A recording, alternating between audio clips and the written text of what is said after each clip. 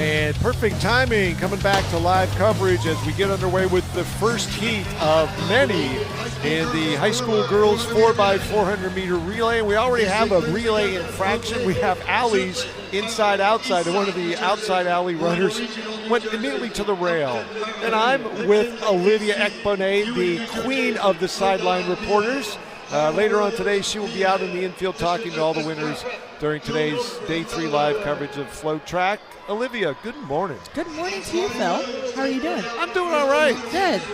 Another day, final day of the Penn Relays Carnival presented by Toyota. We're kicking the day off with some amazing race walk competition. Now we have the 4x4 heats happening.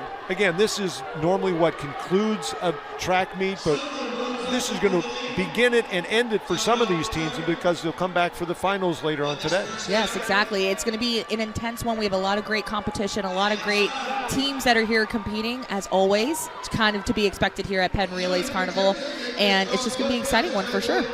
Now, I know you've run at the Penn Relays so many times. The other day in conversation, you were trying to name the number of times you've been on the podium. Again, just an experience for you as a collegiate athlete at the time at A&M, and now these high schoolers, again, just has to be a bucket list type of thing. Oh, it absolutely is. It's like full circle for me. And as you mentioned, Phil, I've been competing at the Penn Relays since I was in high school, ran for Texas A&M, brought home some wheels and some watches, was able to run for Nigeria here once or twice, and then to be back here working with FloTrack and Mouseball has just been an honor. Now, I know it's been a very long time. I won't say how many years since I ran a 4x4 leg, and I know going through the exchange zone is always an experience. So right now we have Sweetland from Forestville, Maryland in the lead. Things are kind of spread out, but we do have a group of 4 teams battling out. Tell me what the sensation is, what the feeling is, what the mindset is. You're trying to maintain your position, but also tell your incoming runner, here I am, give me the baton. Absolutely. And just to make a note of this as well, like we're watching these heats, so a lot of these athletes and these teams, they have to put in their best foot forward to make it into the Championship of America, which will take place later today. So it's like you're kind of having that battle of like, how fast do we go? How much do I conserve? But I think they have plenty of time to recover in between, so you just want to leave it out on the track and do your best to make it into that final. And then some of the top teams that we will see later on today, I'm looking at Heidel from St. Catherine, Jamaica. They're in a heat at 11:09 a.m. Will they potentially run a quote-unquote B team or A- team and hold back one of their stars for the final?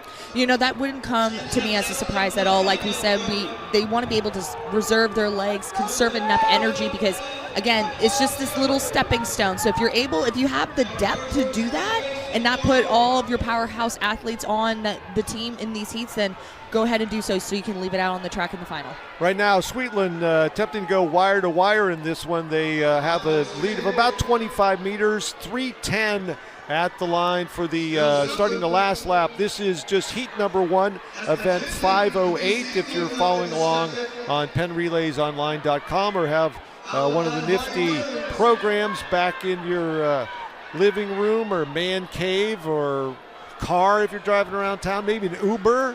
Uber? Yeah, that's did been you take any Ubers this weekend? Oh, that's how I've been getting around. Yeah, okay. PA at this moment. All right, so it's Sweetland from Maryland going to lead this one down the back straight. And again, put the first number on the board in the 4x4 relay. Again, we talked about just briefly the caliber of the teams like Heidel and all the Jamaican programs. Just what type of number do you believe we're going to see in the prelims and then also coming back for the final in the high school girls 4x4? Oh my goodness, Phil, that is an amazing question. We've been seeing a lot of great times, especially coming from the Jamaican teams. We've seen them all day yesterday.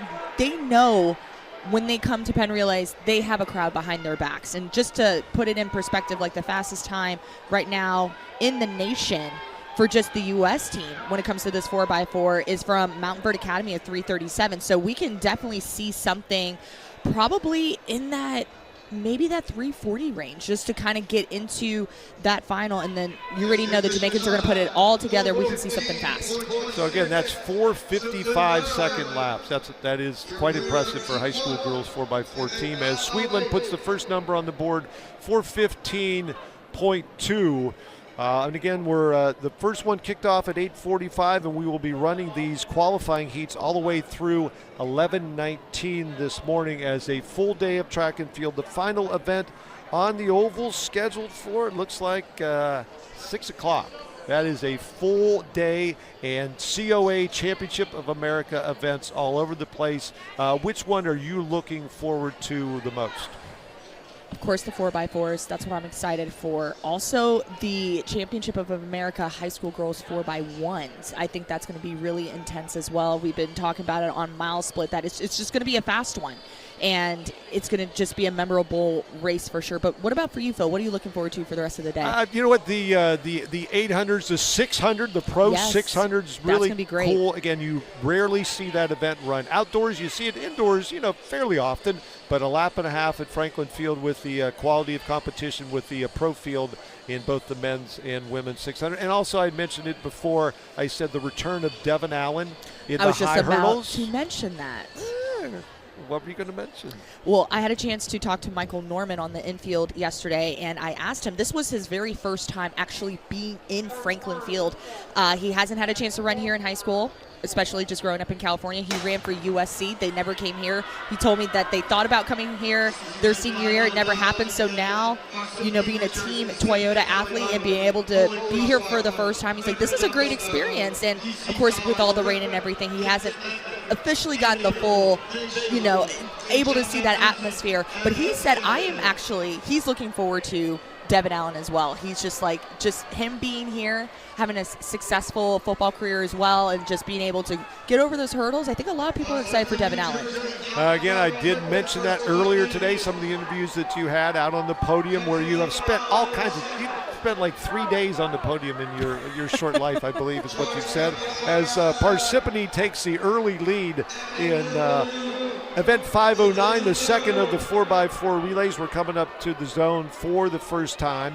Olivia, if you're the outgoing runner and you're, let's say, the 6th or 7th one out from the rail, and all of a sudden you see your teammate, now she's second, she has to take the beeline to you, or you try to move your way down and say, get out of my way, I'm number 2. I've had my fair share. I've definitely moved down the line. I'm trying to make it easier on everybody right now because it's very difficult, right? If your teammate is coming in, they were in 6th position, now they're moving up to the front.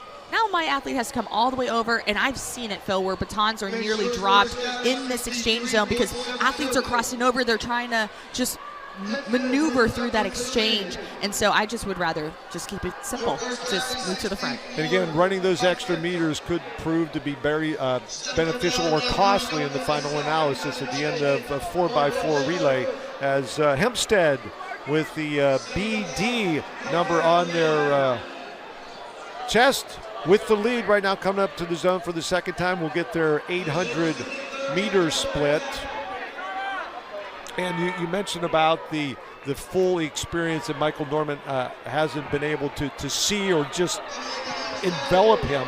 Yesterday, much of the crowd spent their time underneath the overhang like we are now, trying to stay dry. But the Jamaican fans, again, they're so appreciative of any performance, whether it's their young men and young women doing it, or just athletes from the U.S. just putting it all on the line and providing the excitement here at Franklin Field. They definitely bring the excitement, for sure. And I think that's one of the most, when I think of the times that I've competed here, and even just last year, that's what I look forward to, is the Jamaican fans being here so engaged. When they had the international 4x4 yesterday, and they just kept naming all these Jamaican teams, it just got louder and louder and louder in here. Like, you just have to be inside Franklin Field to understand what the energy is like. And I feel like that's part of what makes Penn Relays so amazing, is you're able to experience that. Now leading the way, Seneca Valley from Germantown, Maryland.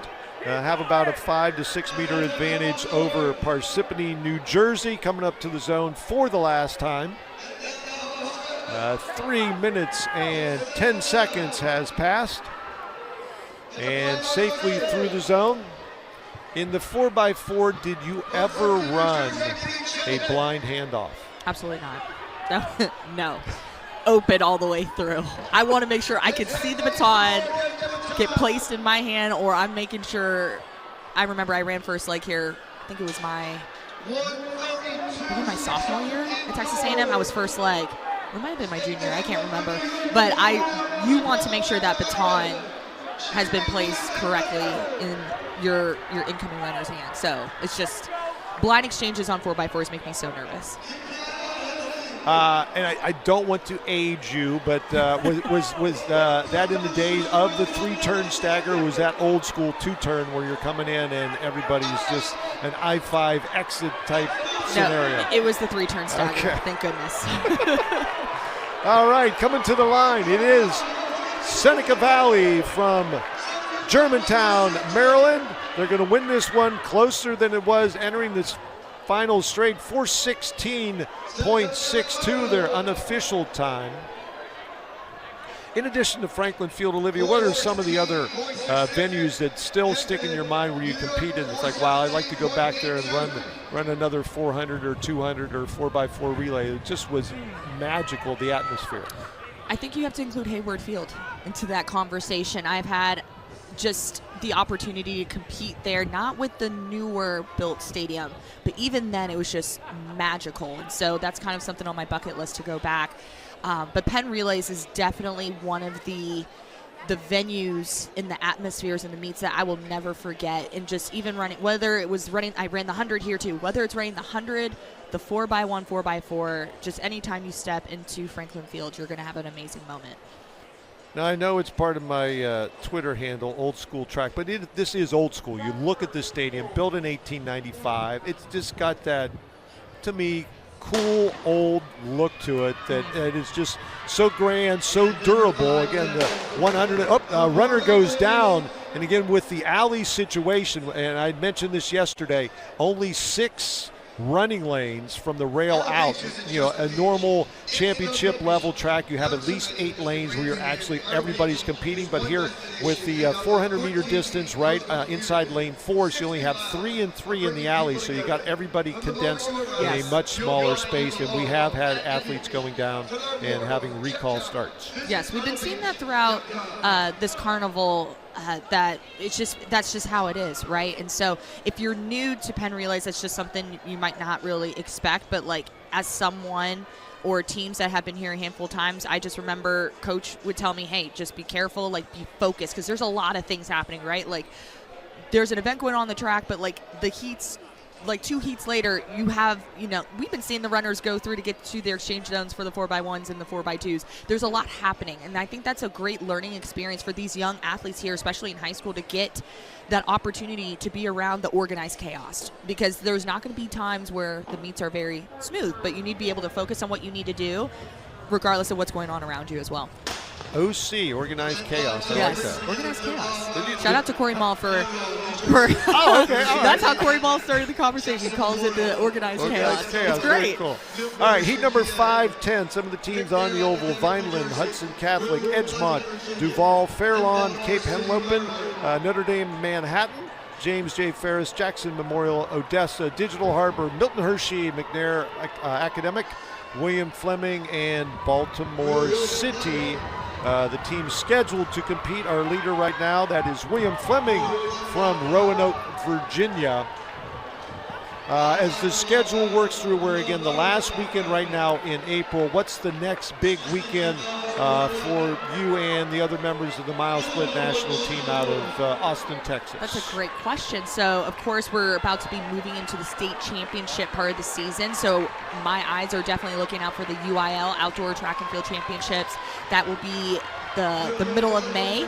Also the Florida State Championships is something that we're looking out for as well, but there's also Bermuda Track Challenge that will be happening at the end of June, so that's something to look forward to. And I had an opportunity to be there for the cross country challenge as well, and that was so much fun, just a great atmosphere, and it gives the athletes an opportunity to be able to experience running at the international stage, I guess you can say, and competing in Bermuda was quite lovely. So that's something I'm kind of looking forward to as we kind of move on later into the season. And again, Mile Split developing that relationship with the athletics organizations from the island nation of Bermuda. And again, this is an event where the Caribbean nations, they may be small in population and small in land area, but boy, can they bring it when it comes to athletic talent. the third 4x4 for the high school girls of the morning, Saturday in Philadelphia. Phil Grove and Olivia Ekpone on the call this morning, getting things rolling after our race walk, and some fine performances from the high school girls, and then the men's and women's Olympic development 4x4 relays. So the teams are through the zone for the second time, working leg number 3 in this heat of the high school girls 4x4 relay. Yesterday's interviews, Olivia, especially with the high school portion of the program, which I was up here on the play-by-play call. You were down on a very wet, very cold infield. The expression, the sheer exhilaration by Carrie Beloga from Cornwall. She was just out of her mind happy, and it was so wonderful. She just went out there, ran, I believe, a lifetime best or close to it, and it looked like she just was getting started for the day. I get goosebumps thinking about her race and just the excitement that she had. She told us in her post-race interview with me that she was like, I visioned this. I visioned this moment. I wanted it so bad. She had competition too, though. It wasn't like she was just out there running against the clock. She had Leah Stevens that was also in that race. She had Kira O'Shea from Madison Central High School out in Kentucky. Like, she had a very loaded field that she had to race against, and the fact that she was able, despite the downpour rain, that did not matter to her. She just kept the vision, and she executed such an amazing race from Cornwall High School out in New York. Ran an all-time mark as well, and so despite all the she's going to remember this moment for a lifetime. She's not going to even, she'll probably remember the rain, but she's going to remember the feeling that she had just coming across as the winner there. And again, so will the team from Notre Dame Manhattan right now, leading the way in their heat of the 4x4 relay. And again, she led every single step of that race. She took off from the gun and did not look back. Had some company, as you mentioned, throughout the race, but when she hit the throttle for the last sprint to the line, it was all Carrie Beloga from Cornwall. And coming to the line, another victor this morning, Notre Dame Manhattan from New York City with the victory. 4:14.72. So, Phil, what was the highlight for you yesterday? I think I was looking forward to the high school boys mile. Unfortunately, one of the DeCola. Yes, Brian DeCola, the DeColinator, I believe.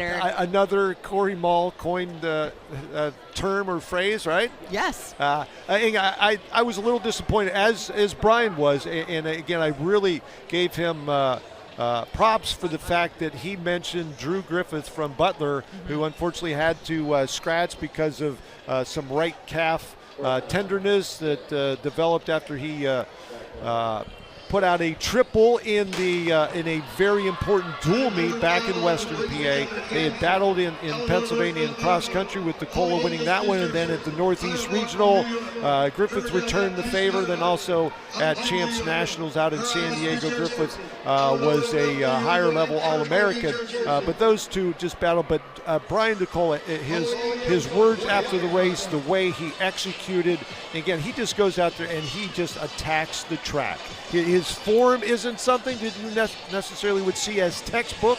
It seems like sometimes he's fighting against himself, but man, he can run a fast mile. Now, I know Drew Griffith and Brian DeCola have just been battling it out. They're also two guys from PA, so I know you're a guy that's locked into the state as well. So what does it mean for you to just see that, I don't want to say rivalry, because I feel like they're great competitors and friends outside the track, but what is it like just seeing those two just go at it? Oh, yeah. In cross country, Griffith was the front runner, as he normally does. And DeCola, his strategy is more to lay back, and he showed that yesterday, definitely in the close to the mile. When he was being challenged, he took a quick look back, and he's like, nope, sorry, this is where I drop it down into fifth gear, and I'm gone. He really can close out a race. And, again, you get those two differing styles over a mile, over 3K, over 5,000 meters, whether it's on the track. And we had a collision on the back straightaway. Two runners went down. and one of them trying to grab their baton now, finishing up the race. And again, we see that spirit that we talked about with DeCola and Griffith out here on the oval with some of the incidents involving baton exchanges where the athletes haven't given up on their race, and that's something that coaches try to drill into you. Yes, I think that's always great just because of whatever the circumstances. It gets a little bit difficult when it comes to the finals, but like protests could also be involved here, so it's always great no matter what happens just to finish the race. Holy Angels leading the way with Riverdale Baptist from Upper Marlboro, Maryland in the number 2 spot. And in third, that is Eleanor Roosevelt from Greenbelt, Maryland. So now you grew up in Maryland, correct? Correct.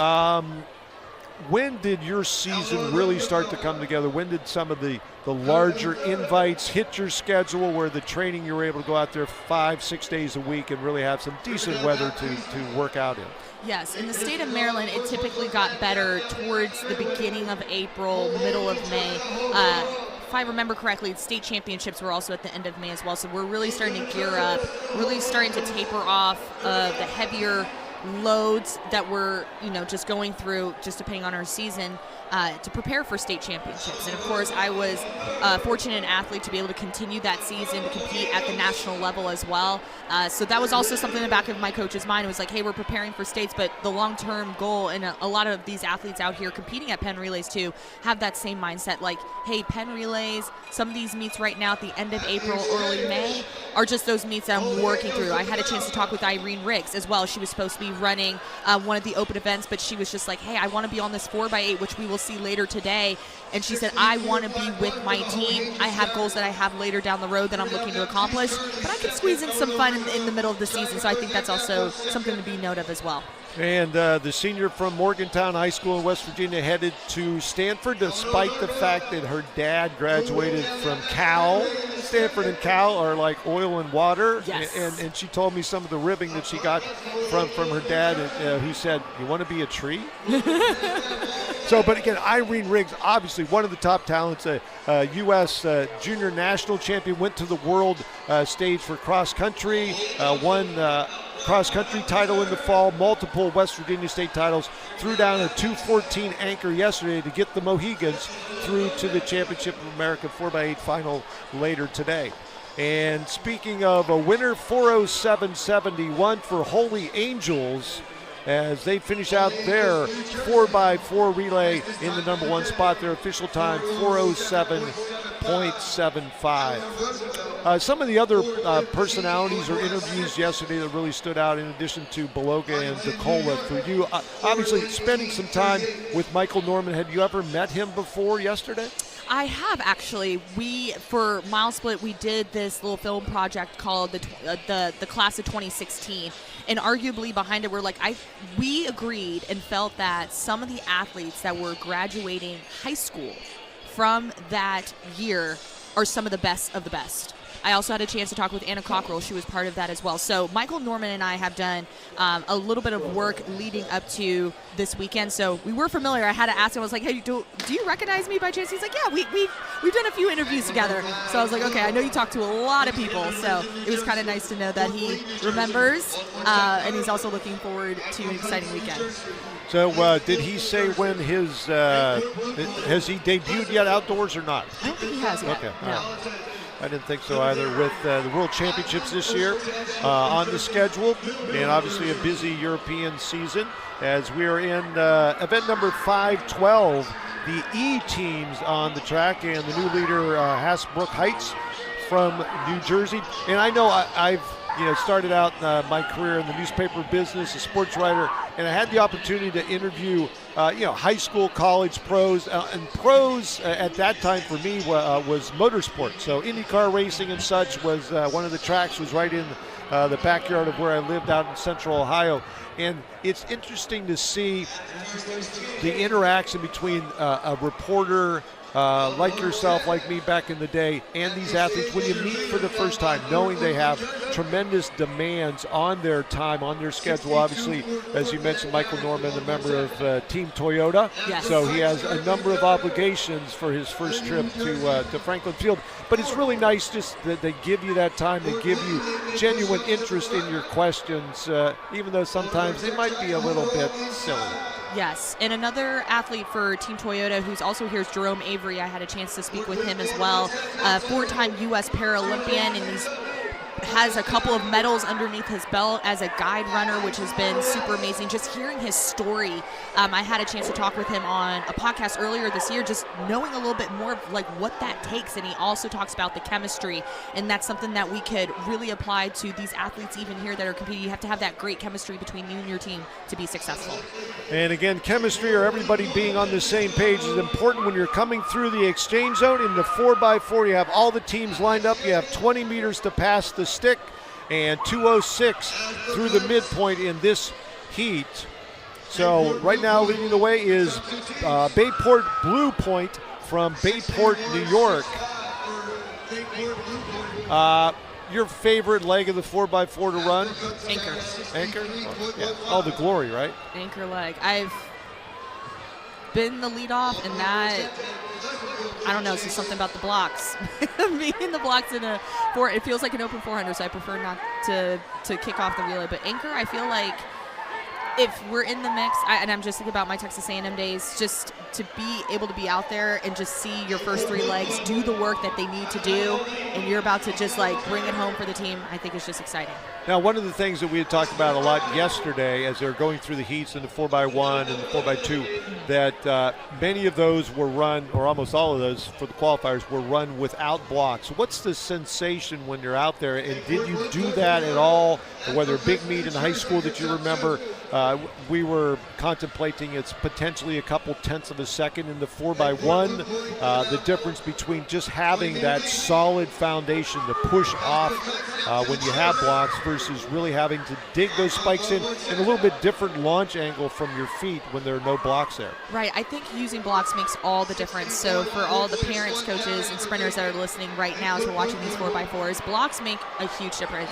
As you said, Phil, especially when it comes to the shorter races, we're talking tenths of a second. And think about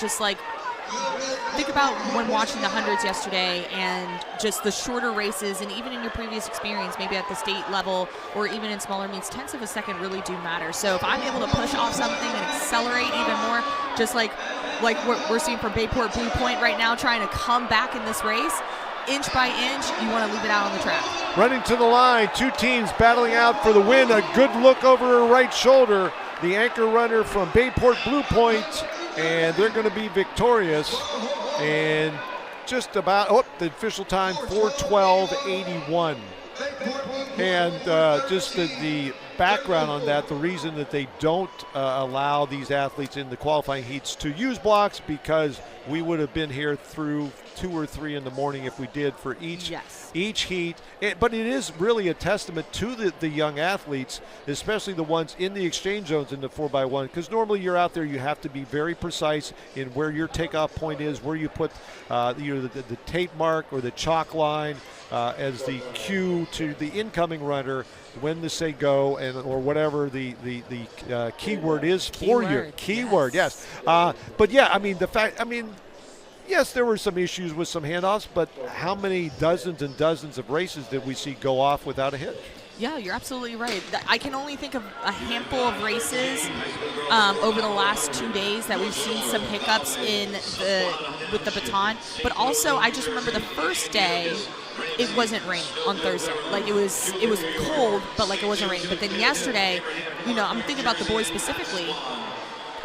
We'll just talk about the 4x1, for instance. I know it was nice and cold on Thursday, but Friday they had the downpour rain. That also takes into play, especially with these blind exchange zones.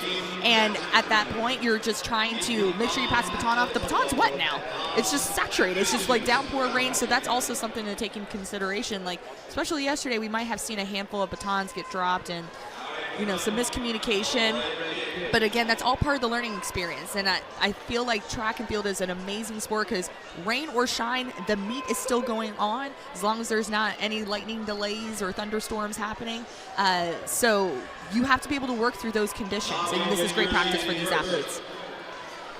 So again, we are working event number 513, or 4x4 number 6 at the Penn Relays. There are our top 2 teams side by side in this one. They are working the second leg Teams in this one from North Shore, Gates, Chile, Rahway, Susquehanna Township in Pennsylvania, St. Rose, St. Joseph by the Sea, Cesar Rodney. Down the back straightaway, the leader is Rahway with Manasquan in the number 2 position, just a stride or 2 behind. And we see Hewlett in the number 3 position, sort of in no girls land right now, in between the leaders and the rest of the chase packs. When we talked about keyword or go word, did your teams, what were some of the ones they used? Just simply go could be confusing if you have 9 teams across the track all saying go. It's like, what? That would be really confusing. I know in high school we used stick, but when I went to Texas A&M, we used the word hit. And Coach Anderson, who's my coach at the time, it's the word that's really not really used, but it's not going to confuse. If you hear all the other teams yelling stick, stick, stick, I'm like, okay, wait, that's not my teammate. But if I hear the word hit, then I know, okay, that's Kamiria Brown handing off to me in this relay. So I think using a simple word that's easy to project while you're running, that's also a big thing to know. Probably one syllable would be preferred, but like I think stick and hit are the only 2 terms that I have heard, but who knows now what these high school kids are saying. I've never heard hit before, but obviously short and sweet. Short and sweet. You're not going to say Mississippi or anything like that. Nope. Okay. That's too much. All right. Too much is happening there. Too much. And too much. I wish this mist would just go away. Not a rain right now. Rain showers predicted for back around 4 o'clock, and that needle has been moving later into the day, thankfully, as we're working leg number 3, still leading the way, the team from Rahway. And wearing FJ is Ramsey from New Jersey, side by side at the line in 3:08. I'm pretty sure these athletes that are competing today are grateful for this weather. It's a light mist. We're not even at a drizzle yet, just a mist. I would rather have a mist than a downpour rain. The athletes that had to go through that yesterday, I know Clemson, after I believe it was the SMR, they were underneath my umbrella during the post-race interview, and it was just super. They were just like, yeah, we just want to hang out underneath or maybe, I can't remember. All the races kind of blend together, but Clemson won a wheel last night, and we were all just kind of huddled underneath my pink umbrella out there. And then until I saw it get blown away by a burst of wind, I think. Did you see that? Yes, I did. That was after the girls 3000. Yes, with Rory. Yeah, I was like, oh, there goes my umbrella, but we got it fixed. All right, so this is heat number 6 of 28 high school girls 4x4. So if you love the closing event of most track meets, you love the early action here on day 3 at Franklin Field. This is the 127th running of the Penn Relays presented by Toyota. So hit, was your go word. Hit, yep. And did you ever get a story behind why hit? Because you said everybody else is using stick or potentially go, which can be, a problem. I haven't asked Coach Anderson that question on why that term. He was just like, we're going to use the word hits after that. And I was like, all right, hit is the word. You never forgot that the word was hit, did you? No. Oh, okay. I was good. It became ingrained at my head the moment. So when you hear the word hit in conversation, do you think of relay baton exchanges? Not now, I don't. But I feel like, a couple years ago, if I ever did hear the word hit, it probably would trigger the arm to go back a little bit. Get the blind exchange. Okay, so low and tight or high and wide? Oh, high and wide. Kamiria Brown in the 4x1, I'm 5'7". I believe she was like 5'2" or 5'3". But she would prefer my hand to be high, so that way it would be easier for her to see. And Coach Anderson really did a great job of coaching us through of keeping the hand straight back, and having a flat palm I think is also really important too. You don't want it bending in, because then it makes it harder for the incoming runner to actually place the baton in your hand. So I always had it straight back, flat hand. That way if she could just shove it in my hand as best as she could. Again, note to all those joining us this morning, go back and review this archive content for the clues to fast and efficient handoffs from Olivia Ekpanes. But seriously, in the U.S., when all of us gather around the big screen TVs for the World Championships or the Olympics, we take a big breath and hold it as we go through the exchange zones in the 4x1, especially, unfortunately, for the American men. And I know I threw him under the bus yesterday, but it's history. It's been out there almost every 4 years, or with world champs every 2 years. I'm just going to throw this out there. This is just my perspective. I can understand why it would happen, because most of the individuals that will be on the relay, right? Like, they do have relay experience, but they don't train together necessarily. Like, we're talking about like Texas A&M. We would train on handoff exchanges at least 2 or 3 times a week. So it was ingrained and it was expected, because it was typically the same people that I was getting the baton from. But when you get to those higher levels, these individuals aren't training with each other 2 to 3 times a week to practice these exchange zones. And I'm not trying to make an excuse, because they're professionals and, they should know how to receive and exchange. But that's also something that plays a role. It takes a lot of chemistry building. It takes a lot of trust as well. I have to trust that Camiria is going to get to where, when I hit the tape, and she has to trust me. When I see her hit the tape, I'm supposed to take off. It's a lot of chemistry that's involved in there too. So DC International, the Dragons, in the lead just about 2 minutes. So the quickest heat that we have seen thus far, we started out with heat number 508. This is 514. The teams from New Jersey, Maryland, the District of Columbia, and New York City, also Virginia School in the mix. And something I mentioned yesterday, glad to see in the 4x1s, there was very rarely an open lane. All the teams who had registered, who'd signed up, we're going to be here, we're running, because it is Penn Relays and it is the place to be in late April. One thing I can say about that, we had a chance. We stayed later last night, though. We were here for the Open 5K. Sophia Rodriguez, who is a middle schooler, was in that race as well. She's in 8th grade and finished in the top 5. We stayed for that race, and one of the questions I was asked was, is she going to show up? And I'm like, she's going to show up. This is the Penn Relays Carnival. She's going to be here. So that is one thing you can expect, is you're going to see these athletes show up, regardless of the rain or the shine. And that Virginia team from Alexandria, it is Hayfield. They're in the lead by about 10 meters, and I'm glad you reminded me with some of the things that I had going on after I left here yesterday. I forgot about Sophia Rodriguez being in that 5K on the track, and she's run a couple 5Ks now. Again, that is an experience, whether it's 12 and a half laps outdoors or 25 indoors, again, to keep your mind in that game. And also with the athletes here this morning, going into the paddock area, into I call the bullpen or the corral. I was always the guy that kept the sweats on very late, going to the line. I want to stay warm, I want to stay dry, and these athletes already down to their kit, their running apparel, and to me that just would have messed with my mind so much. I had a chance to talk with Kevin Sully, watching the College Championship of America DMR. He was looking for Juliet Whitaker, and he couldn't find her. But she had this big, her Stanford jacket on, literally took it off before she got onto the line, because he's like, wait, I thought she was running the 1,600-meter leg of the DMR. She did. But that's another thing, like, just yesterday, it was just cold, rainy, downpour rain, and you're going to see some of these athletes probably have their clothes on up until the last minute if they can. The winner in that heat, Hayfield from Virginia, they held it to the line, 4:13.93. Again, yesterday was a very trying day condition-wise. The rain or precip coming down, not as heavy. It seems like there's a little bit more of a breeze. I'm looking at one of the banners up top. We have, let me see, I see Florida, the South Carolina Gamecocks. I'll throw out Kent State University. My brother and son went there, got some degrees in Northeast Ohio. They have one of the odd distance indoor ovals, 292 meters.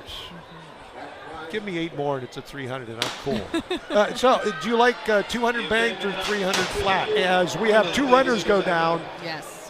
Again, that is so difficult. You have that inside alley. Most of the teams are in that inside 3 lanes, 4, 5, and 6. On the very first day, on Thursday, when I believe it was Trevor and I were up here, we saw a lot of pushing and shoving. So this is kind of to be expected right now. they're just trying to get in position, and we're about to have a quick replay in just a moment about what just happened. But these girls and these boys, they're trying to get into position, and we can just see a lot of pushing and shoving. We're trying to all get into the inside rail, so it can be tough out there. And everybody does want to get to the inside to run the shortest distance, but it looked like about 9 to 10 teams in that back starting position trying to go into those 3 lanes, and it definitely caused some issues as the leadoff runner for one of the teams, unfortunately, they're not going to be participating in the Penn Relays, and that's so unfortunate for that squad. On this event on the track field, we have 5:15. A lot of teams. We've been seeing a lot of teams from New Jersey, Pennsylvania, Maryland, New York, just taking control of these heats here.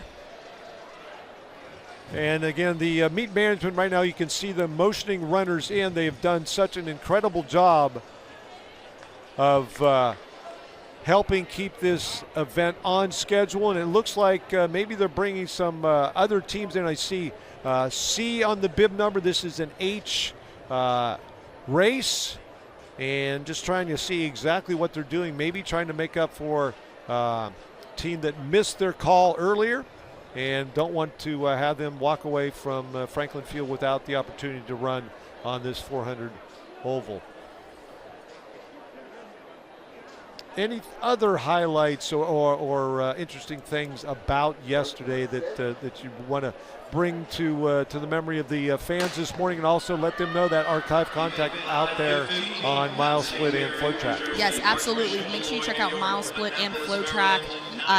We have all the content up. Also check our social media channels. Shout out to Ashley Tishins and Brian Dybel, who have been putting together some amazing highlight clips for you guys. I had a chance to watch Ashley. She had a camera. It was really funny. It said, "Smile, you're on FloTrack," and you could just see the kids just like smiling and waving. So yes, that video is up on our social channel. So a lot of fun stuff to check out as well. All right, so this is Southern from Harwood, Maryland, already establishing a 5-meter advantage. The opening leg of the heats of the girls high school 4x4 relay.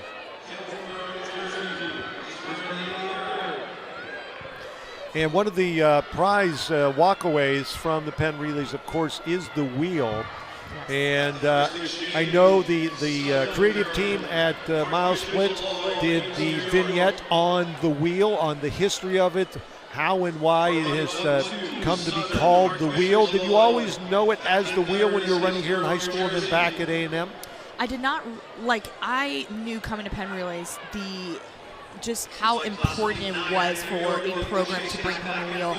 But Corey Mall really dove into the history, how this started, what is actually on the wheel and what it represents. So make sure you go to milesplit.com and definitely take a look at it. It's a really very beautifully well done production by Corey Mall, who just did a fantastic job of just getting that all together.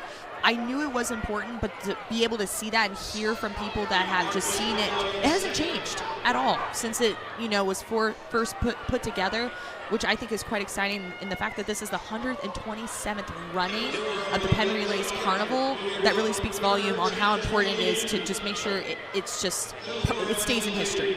And again, old Ben Franklin, who's credited with so many things in that inner medallion on the wheel, greeting victors, I believe, in the relay race, and that's what it's depicting. Some baton action on the oval as we had a 4-team battle, but things have opened up just a little bit. They're the teams battling for second, third, and fourth. I see Archbishop Beloy, which had been leading only about 15-20 seconds ago, but the leader right now down the back straight, Hillsborough from Hillsborough, New Jersey, as Nyack, New York, moves up into the number 3 position. Yes, we can definitely see this leg from Hillsborough trying to do her best to open up some daylight, but we can definitely see Archbishop Molly, as you just mentioned, Phil, trying to close this gap as they're coming into the final exchange. All right, we see just under 3 minutes on the big board in the infield. And leading the way to the line, the team from Hillsborough. They flash across the line with 400 to go at 3:07.6. And if you were in the chase position, Olivia, do you go out and try to chew up some of that deficit initially, or do you just gradually, piece by piece, and hopefully get that other team at the line? My thoughts are you run your race. I feel like a lot of athletes might get caught up on like, okay, I'm the chaser right now. I'm supposed to get out really, really aggressive and do what I can to close this gap. The person that's being chased has no idea what you're doing back there. So my suggestion and what I've learned is I'm just going to run my race, and I'm going to get out the way I'm supposed to. I'm going to continue that momentum, and I'm just going to close as fast as I can and just hope for the best. And closing this one out, Hillsborough from New Jersey. And again, the Meet of Champions in the middle of June.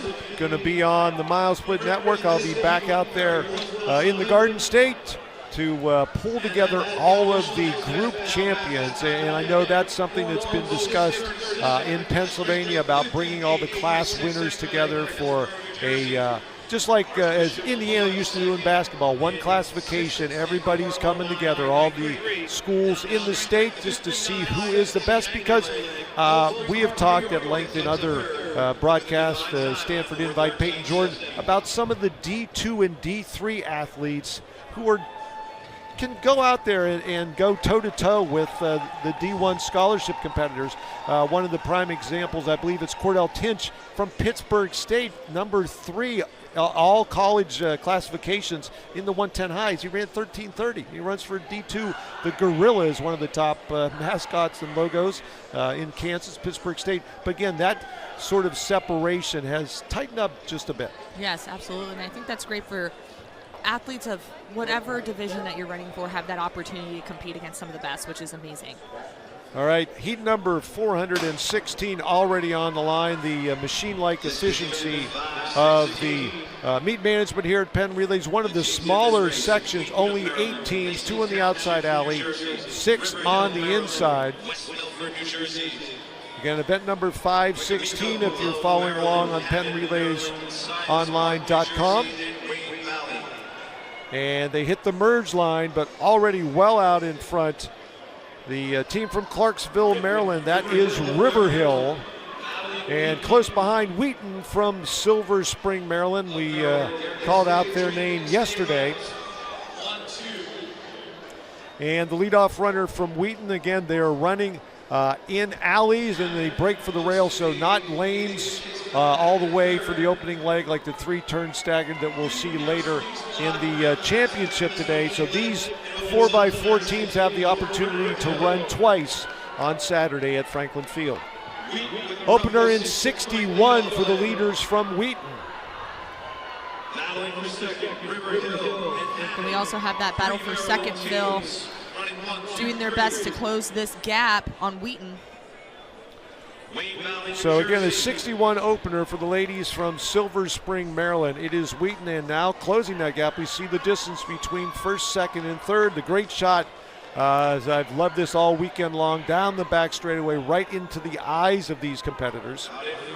Yes, that's going to be Hammond with the II on their chest, and then River Hill with ID doing their best to kind of be in contact.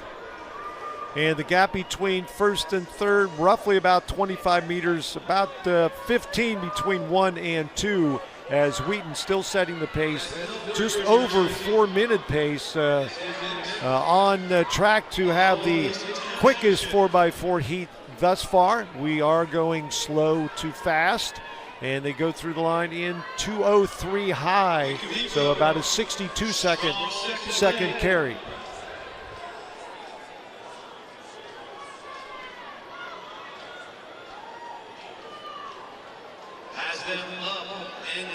Wheaton's still in control, but from Hammond right now, she got out off from as soon as she got that baton, she took off into a full sprint, and you can see her coming around that turn, doing her best to close this gap now. So for Wheaton, the scheduled competitors, Anna Creel, Hannah Komukea, Ricardine Cadet, and Ayani Daly. And they now have a very sizable, very seemingly insurmountable lead at this point with 1 leg to go. They're up by 30 meters coming into the short straightaway, and we saw this a lot in the 4x1 since the finish line is not at the end of the straightaway, which you see at 99.9% of tracks, whether they're indoor or outdoor. It's at the 30-yard line on the football field. It does sort of mess with your mind a little bit. You want to continue to run, and we saw so many teams running all the way out to the end of the straightaway, when in actuality they were already like 15 meters past the finish. I'm happy you mentioned that, Phil. I must say it's been interesting to see all weekend, but I'm happy that they're running, I'm using air quotes here, running through the line. I would rather them finish at this line here that's a couple meters past the clock here than stop and they're not even done yet, because that would be a headache all weekend long. So I'd rather them run through that line and get the victory or finish strong than to come up just a little bit short. I felt sorry for the official who was standing there with the plastic bucket to take the relay batons, and people are running by her like, wait a second, you're supposed to stop and drop the baton there. So, all right, it is Wheaton. They're going to be able to drop their baton first after they cross the line. And the time on the clock, 4:02, a very good clocking from the squad from Wheaton. 4:05 point. It is the fastest time for Wheaton, 4:05.71. The anchor at 1:01.05. Pretty consistent. They opened with the 1:01.05 and they close with the exact same split. They win by almost 10 seconds. Maryland took full control of this race with Wheaton 4:05.71. Wicomico 4:15. River Hill there 4:16.90, and then a few New Jersey teams rounding out your top six. All right, so that was the I heat, event number 516 on the schedule. And we will still have 4x4s, the qualification races for our high school girls teams through the early 11 o'clock hour. And that's when Livia is going to head out and down to the infield area. Hopefully the skies will stop misting, please. I'd rather it be misting now, to be quite honest. Yesterday was a little brutal, the weather. Do you have another umbrella since your other one got trashed yesterday? I actually left it open yesterday, so it's dry. Oh, okay. See, I was smart there. All right. And getting ready to merge together on the back straightaway like the traffic on the I-5 in California. It is a precarious situation at times. Leading the way, the team from Susan E. Wagner. They hail from Staten Island, New York, and one of the premier new indoor venues on Staten Island, Ocean Breeze. Ocean Breeze. Wow, you gotta like that. It's a beautiful facility. It is. From what I've seen. You've never been there? No, I've not been there okay, yet. I've been there once. I did sort of a COVID-type indoor meet for Kyle, the New York mile split editor, and first time out there, it's like, wow, this is cool. The ocean is right there. Glass on the ocean side. Oh my gosh, the glass is just beautiful. Absolutely beautiful. Yeah, I've not been there yet. It's on my bucket list of venues to visit. Right. But you've been Xing out Franklin Field on the bucket yes. list like time to time. You have a hole in the paper. It's like, man, I've hit this. All right, 4 teams within about 12 meters headed down the back straightaway. Susan E. Wagner still the number 1 squad, but right behind them, that is Highlands. That's Northern Highlands from Allendale, New Jersey, as 3 teams have separated themselves. 6 meters between first and third. And on the gas, the runner from Northern Highlands, this is leg number 2. The time they're shooting for is 4:05 point. Thrown down by Wheaton in the last heat. Again, this will be a time-based final looking for the 9 spots in the Championship of America 4x4 relay. 2:04 through the line. Again, Northern Highlands from Allendale, New Jersey. You're watching day 3 coverage of the 127th running of the Penn Relays presented by Toyota live on FloTrack. Phil Grove along with Olivia Ekpone. Olivia, what is your Twitter handle? I know do you do a lot of Twitter traffic or not? You know, I'm trying to get back into Twitter, but I'm more of an Instagram person. Okay. I'm all with the the Instagram with the photos, collaborations, things of that nature. But if you want to follow me on Twitter, it's CurlyLive15. See, that's so cool. Now, what's your Instagram? So my Instagram is _naturallylive_. The underscore is so key in It's placement key. and use and all that stuff. Yeah. But do you like my old school track? I do. That was cool. Yeah. And you're very active on Twitter, which I like. Now, I'm a words guy, so I think I have one post on Instagram. It's a horrible traffic jam in Pittsburgh. All right, speaking of traffic jams, running away from this, it is still the team from Northern Highlands in Allendale. Yeah, my commute when I used to work downtown in Pittsburgh was the worst. You had Allegheny River on one side, hills on the other, and UGG in between. UGG in between. I like that. UGG in between. Yep. All right, Northern Highlands, there's the gap, not much at all between themselves and Shore Regional from West Long Branch, New Jersey. When we talk about the current state of American track and field, New Jersey, at least on the women's side, is the epicenter of talent extraordinaire by a young lady I think you've talked to and met a number of times. High school and pro career, and also 1 year of college, right, at Kentucky? Sid? Go Sid, right? Sid. I actually have not spoken to Sid yet. You have not? I have not. Where's your bucket list? That's I got to add that one on there for sure. That would be a huge accomplishment right there. Northern Highlands 4:11.89. They're on pace early at 2:04 through the midpoint. They finished this one up at 4:11.89. But seriously, Cindy McLaughlin, just an unreal talent in the 400 hurdles, the 400 flat. You name it, she can do it. Yes, but we also have Ajay Wilson in there. Olivia Baker's in that conversation. Right. I've spoken to those two talented ladies as well. And Ajay will be here later today for that 600. 7 to 6, yeah. So that's going to be exciting. Again, we've talked about during the distance medley relay about the 1200 and how, again, you only see that run in the distance medley. Do you push the 800 runner up? Do you say, you know what, you're running an extra lap today? And the fear that comes on their face is like, what, coach? I only run 2. Or do you bring down your second miler to run that 1200? Again, most of the times it is that number 2 miler that's coming down in distance. But again, adding a half lap to a 400s repertoire that's extremely punishing assignment. That's like asking a 400-meter runner to run an 800. That's not going to go well. Yeah.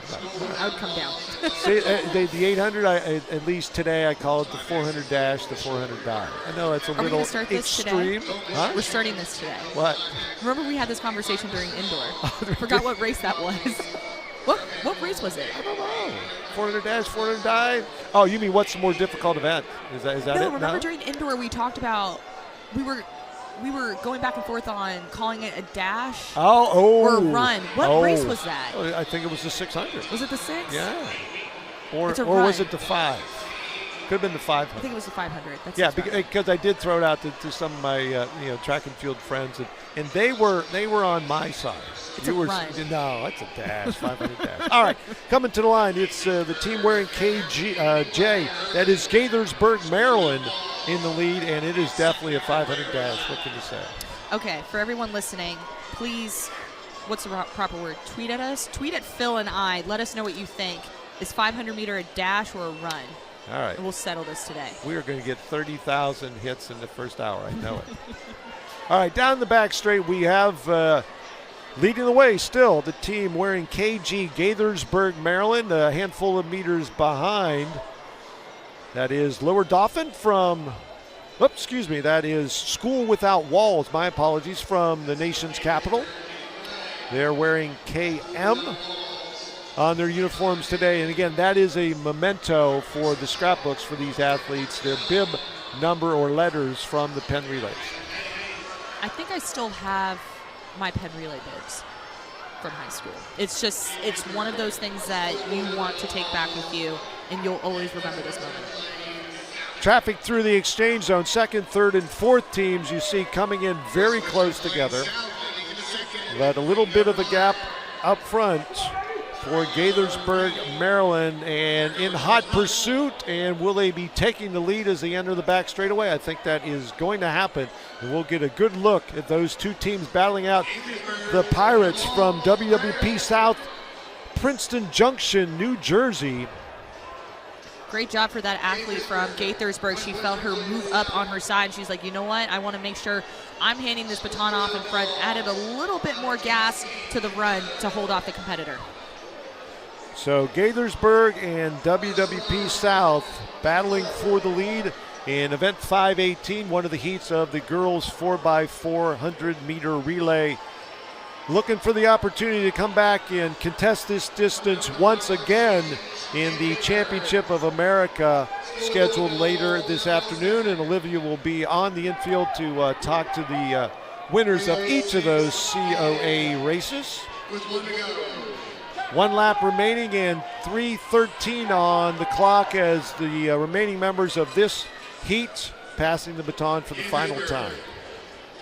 That's still Gaithersburg from Montgomery County, Maryland, up my neck of the woods, holding it down for this section. But then the School Without Walls is doing her best to kind of hold off the rest of the teams here. So speaking of Maryland schools, you graduated from what high school? I graduated from Northwest High School. And your bitter rivals back in high school days were what team or teams? Ooh. From the state of Maryland, it was Eleanor Roosevelt. That's when they were still the team to beat. They were always that team that we wanted to take down for sure. But also in contention was Wooten, because I used to go to Wooten High School before I transferred to Northwest High School. So I think Wooten but we're good now. Wooten was an amazing high school. I loved it. So those, I'd say, are the top two teams that we were battling out with. All right, so 4:08:50 on the clock for the team from Gaithersburg, Maryland. And Eleanor Roosevelt we saw in one of the earlier heats as we're working our way through slowly but surely on a misty Saturday morning. Or does it look like, no, the mist is still out there. I was hoping it was still misting. Just the gray that has settled over 33rd Street and Franklin Field over these 3 days in April. But as you said, you can get these days. I know last year with the return of the Penn Relays to its full glory after the 2-year pause and slowdown because of COVID, I was on the infield for the men's collegiate 4-mile relay, and that was just so cool. It was just like a wave of reaction from the crowd as the pack's coming around, and you see the ebb and flow of the race as you get in the 4x4 relay, obviously. I know Hayden and I talked yesterday, and maybe Trevor too. As a coach, you have a solid 4x4 team, pretty close in talent level, maybe 1 and 2, a little bit better than 3, and your number 4 runner, not your anchor, but your number 4 in time-wise, just another step behind. How do you load up that team? Where do you put, obviously your anchor's got to be your star, but where do you load up everybody else? I would put the strongest athlete either anchor or second.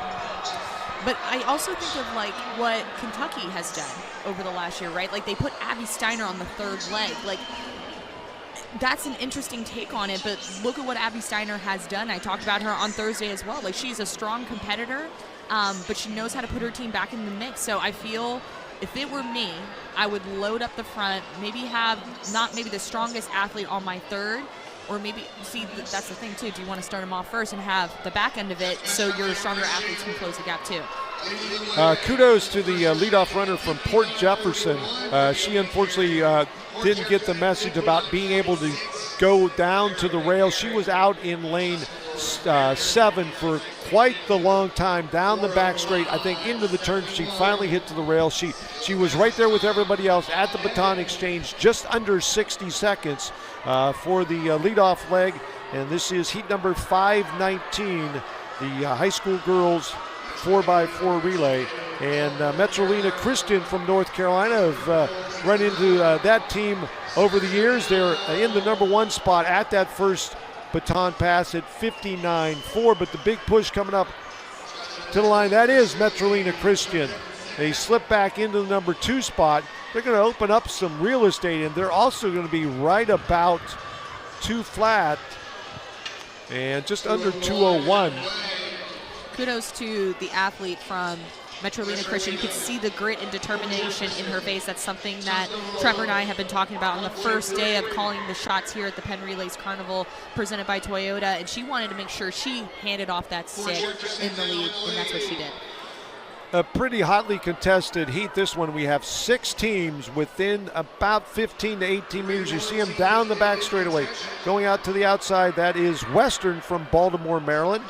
They are wearing LE on their race bib. A little bit of gap open between first and second, but 2, 3, 4, 5, and 6, and now 7. Bunching up, they're going to be coming to the line. It should be very interesting in our camera shot of the exchange zone. Yes, that's Western that you're looking on the top of your screen with the LE doing her best to close this gap, and she moved from the middle of that second pack fill all the way up to the front to put her team in contention. And she is going to make the pass coming to the zone, 20 meters to pass the baton safely and legally, 3:05 and change. So an opportunity at that 4:05 mark that's standing out there still as the #1 time as we move toward seeing who those fastest 9 teams are. Again, the Jamaican squads still coming up in the 11 o'clock hour. It looks like Heidel at the 11:09, the third from the last 4x4, one of the first Jamaican teams, as Western leading the way. Port Jefferson in the #2 position. Western from Baltimore, Maryland, in the turn about 110 meters from the line against the finish line in the relay races, almost in the middle of the short straightaway on the near side of Franklin Field, looking toward the scoreboard every time by, and they will be the new #1 time at 4:04.69. Western takes the overall lead. And then coming in second, that's going to be Port Jefferson from New York with a 4:07.09. James Madison, another team from New York, from Brooklyn, will finish third with a 4:08.56. A couple teams from Maryland going to squeeze out into that top 6 with Tuscarora and Good Counsel. Metrolina Christian from North Carolina will finish 4th. All right, still using our alley starting arrangement, and this heat number 520, DeWitt Clinton Pickerton Academy. They're from Derry, New Hampshire. Pearl Grove from Kingston, Jamaica, so I am corrected already.